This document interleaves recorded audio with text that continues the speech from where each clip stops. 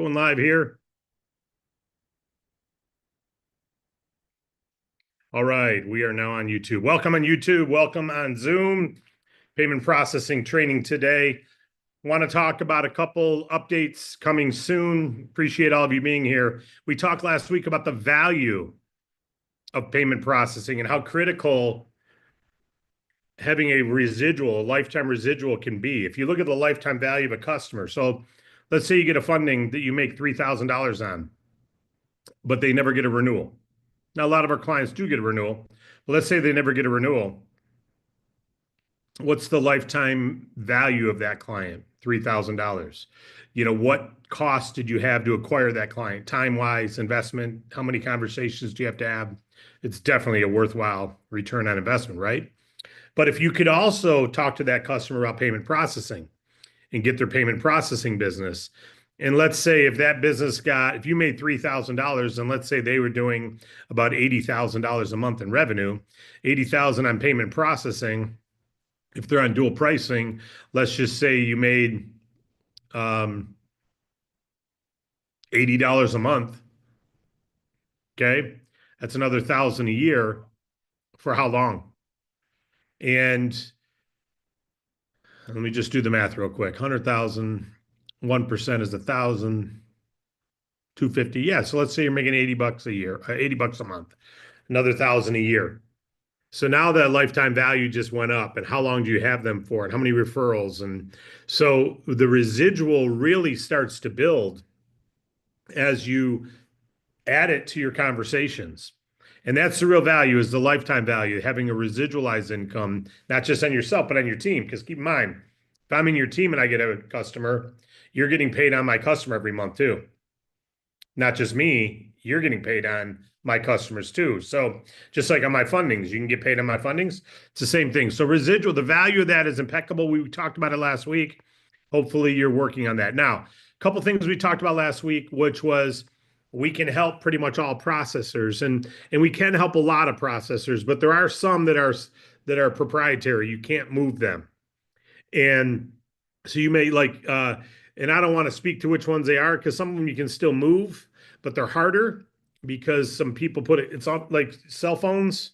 If you got your phone locked to Sprint because you're leasing the phone, well, now you can't take that equipment somewhere else. But if you own the phone, you can.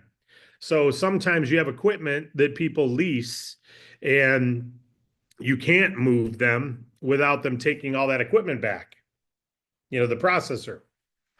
So you would have to buy new equipment. But when you look at equipment costs versus savings, it's still worth it. But so sometimes it's going to be harder if you just signed a contract with AT&T and they gave you a free phone, you're paying on it every month for 2 years. You can't leave AT&T. If you do, you got to give the phone back, right? It's the same type thing with payment processing. A lot of these deals have equipment leasing. Now we can help many of them. So you never say we can't, but just know that sometimes you're dealing with that. Now, that's not a reason to not be involved in the space. That means there's more resistance, right? There's more resistance because there's more competition. There's a lot of people in payment processing. So there's a lot of resistance. And then you've got a transition cost that's a little harder because there's resistance and equipment, but it's worth it. It's worth it. It may be harder to get someone to transition once they say yes because of equipment costs and things, but it's doable. People do it every day. So you don't let it be a reason not to, because believe me, once you go through the 3 weeks to a month of work and you don't have to do it, you're referring the client. But once that's been done, the residual starts coming in, and that pain, you forget all about that resistance. Now, the 1-2 punch that we talked about last week, the funding and the payment processing, that is really the best angle because you've already got them as a customer. You've already spoken to them about funding. You're already moving them forward into the funding platform. That platform is spectacular. So if you lead with the funding because no one else at the Chamber of Commerce meeting is offering funding that they can get today. They're offering payment processing, though. There will already be someone there in payment processing probably. But if you lead with funding, you build a relationship with funding, and then you also have payment processing. That works. Now, if you want to beat the streets and just go door to door to door to door to door, walking into businesses, talking dual pricing, it is effective. But you're going to have more resistance than walking in and talking about funding, which is also effective. They're both effective. One pays you longer term value of a customer, one gives you a now bonus. They're a great 1-2 punch. What I want to talk about today is the wizard we're building. So our market, we're not looking to serve the $2,000 a month, $1,000 a month, $5,000 a month. That's not what we're looking to serve. We're looking to serve the businesses that are doing 2,000 a month and grow to 300,000 a month and 500,000 a month. But they have to start somewhere. Every business doing $1 million a month started doing none. And so it's a loss leader for us. If we have a way to attract startup type clients, if we have a way, now we've got a wizard right now. If you go and if a customer goes, they're under 10,000, they can go to the wizard and they can fill out the forms with our partner NMI and they can get set up. We're building a wizard internally that'll have better pricing than that. NMI is fantastic. They're great, but we want to be able to beat Square, frankly. And we've talked about our Square Beater product. We've been talking about that. We're building some things to make it more of a retail checkout feel, similar to what NMI has, but with better pricing. So that's still in the works. Now, you don't want to lead with that necessarily, but it'll certainly be nice when it's built. If you have people now, if they're just going to be a lifetime, farmers market, and they're going to be a lifetime, $200 a weekend, 2 weekends a month, 4 months of the year, and they're only going to do, $1,800 in processing for the course of a year, we will lose money on those accounts and you won't get paid on them. There'll be no income because there's monthly costs and there's equipment costs and Visa charges certain things. And if we don't pass that on to the customer, then we lose money on the account. And if you pass it on to the customer, you don't get the customer as easy because they can go to Square or they can go to Stripe, right? Because it's one process. Square is one account. It's like one giant restaurant that everyone uses this. Hey, you want to sell a poster? Here, come use my credit card reader at my restaurant. Oh, you want to sell a case of beer at the liquor store? Here, come on down here. I already have processing in my restaurant. Swipe it through here. Everyone uses one processor called Square. It's one account. It's one account with the processor. It's not, everyone doesn't have their own processing account. There's one account called Square. And there are all these tentacles using that one account. So you don't have freedom. You don't have all the same reporting. You don't have all the same protection. You're actually a sub account, right? But because of that, you can get lower price. So we're trying to meet that. Well, that means we're going to lose money on accounts.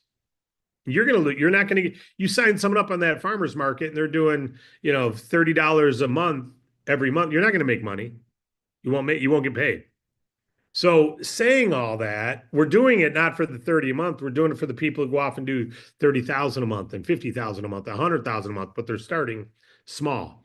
So just so you can understand our strategy with that is it's really it's the jab, or actually it's the knockout punch for the funding. It's really to follow up after funding. That's why we have it, to build the residual after funding. Some people want to lead with it.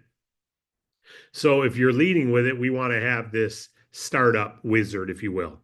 And we're building it out. It's going to take some time, but we are working on that.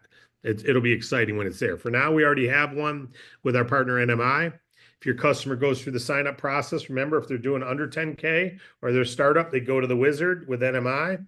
And if they're doing over 10K, they go to the internal team where they upload their bank statements and then they take a call and they get a quote. Okay, so the process is going to remain the same. The only difference is the pricing on the wizard is getting improved, is what I'd say. Okay, but like on NMI today, we have accounts where we made -$3. And we don't charge you, but that comes off of our check from the carrier. It's a negative account. We had to pay money to have that account. Obviously, we don't want a lot of those, right? So it's not where we're looking to stay, but you can't get to those accounts doing 100,000 a month. Some of them stay with the processors who started them. So we want to start some businesses. Startups is the key, not necessarily, weekend warriors who are really never going to drive their business sales. That's not our market. But startups, heck yeah, will be our market. So that's being built now. But what I wanted to do, so all I wanted to mention, number one, is there's some updates on the equipment. Sometimes equipment's going to get locked in. That created some confusion. Sometimes you can't use their same equipment if they're leasing it from a processor. Just like if we make the equipment available to someone and we say, we'll give you all this equipment. If you give us a 2-year agreement or a 3-year agreement, we'll give you all this equipment. Well, they can't leave us, right? Well, you're going to come across customers like that too. So sometimes you got to give the equipment back and get all new equipment. Maybe the same equipment, but you got to replace it. That's going to happen from time to time. But it's not a reason to not have conversations. It's not it's not enough resistance to stop. All right. So our thing is lead with the funding, follow up with payment processing. Unless you're the one who says, no, I'm leading with payment processing, then go lead with it. Lead with it. You know who you are, but pick a path and get on the path and roll with it. And the good news is when you have both in your belt, when you're having conversations with businesses, you can, through your discussions with them, you can start to qualify where they stand. So we don't have any other updates. Everything's been talked about. You don't need to learn any more about payment processing. If you've been here to all of these, but you haven't talked to any payment processing clients, please don't ever come back again until you're talking to clients, because there's no reason to be here, right? You're a business owner. You don't need another payment processing Zoom. We've already talked about everything. There's nothing more to learn, right? So it's worth it if you're having conversations. It's not worth it if you're not. So for your own protection, let's be here because we're active. Let's take care of activity. That'll create aptivity. Got nothing else to cover with you guys. Let me see if there's anything here on the Zoom. We want to keep it brief, especially when there's not a big major.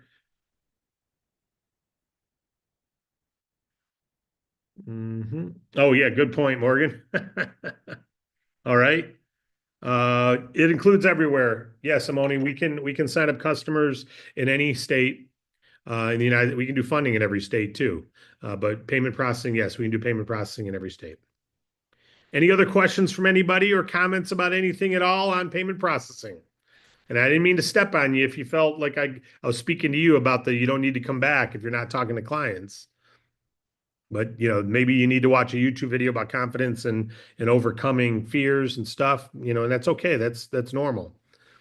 But we want you to have success, not just be a regular attendee.